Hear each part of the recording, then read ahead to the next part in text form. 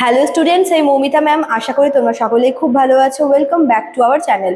আজকে আমি তোমাদের সেকেন্ড সেমিস্টার মেজর ইংলিশের পেপার 2 থেকে ইন্টারোগেশনের উপরে কিন্তু ক্লাসটা নেবো। তোমরা এই টার্মটা তোমরা অনেকেই জানো, বাট এখানে কিন্তু আমরা একটু অন্যরকম ভাবে এটাকে দেখবো। ঠিক আছে, তো দেরি না করে শুরু করে দিই আজকের সেশনটা। দেখো, ফার্স্টে হচ্ছে আমরা এই ইন্টারোগেশন এর হচ্ছে ডেফিনেশনটা একবার দেখে নেব।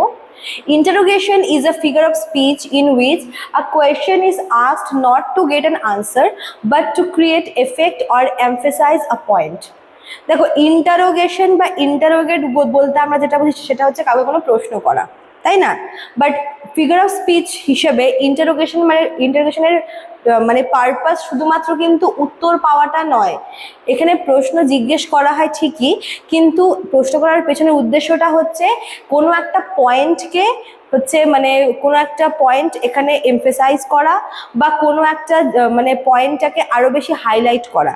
ঠিক আছে, দেখো এক্সপ্লেনেশনে কি বলেছে। ইন ইন্টারোগেশন, যেটাকে রিটোরিক্যাল কোয়েশ্চেনও কিন্তু বলে, এভাবে আসতে পারে এক্সামে। The speaker ask a question whose answer is already known or obvious.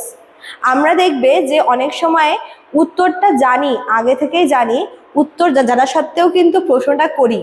এটা শুধুমাত্র যাকে কোয়েশ্চেনটা আস্ক করা হচ্ছে তার মনে একটা ডাউট বা তার মধ্যে একটা সাসপেন্স ক্রিয়েট করার জন্য। ঠিক আছে, তো ইন্টারোগেশনে স্পিকার এমন একটা প্রশ্ন করে যেটার উত্তর কিন্তু স্পিকার জানে।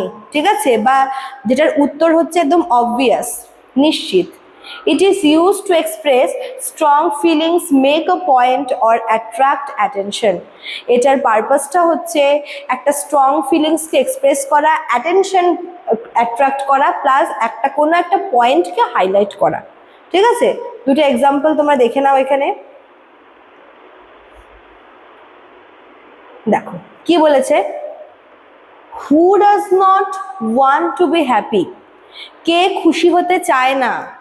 কোয়েশ্চেনটা দেওয়া আছে কোয়েশ্চেনের মতোই, বাট দেখো উত্তরটা কোয়েশ্চেনের মধ্যে আছে যে কে না চায় খুশি হতে, প্রত্যেকেই চায়।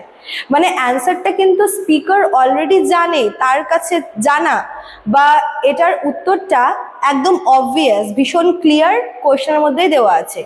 দেখো, দিস কোয়েশ্চেন ডাজ নট, এই কোয়েশ্চেনটা কিন্তু কোনো উত্তর চাওয়ার জন্য করা হয়নি।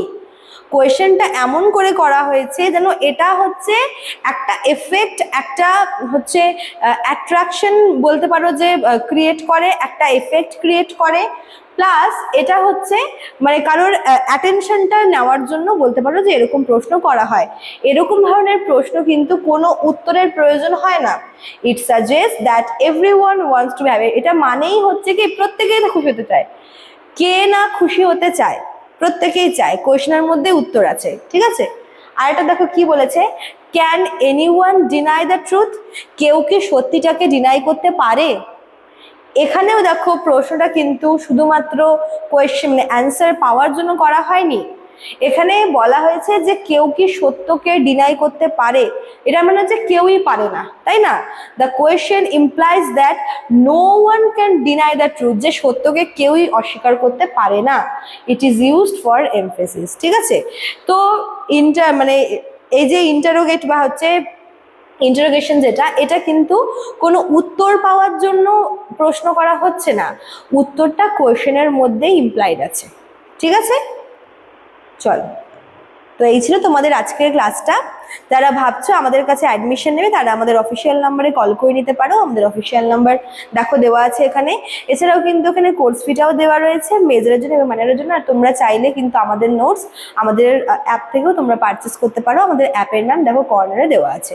চলো, আজকে এতটুকুই থাকলো, দেখা হচ্ছে নেক্সট ক্লাসে। Thank you.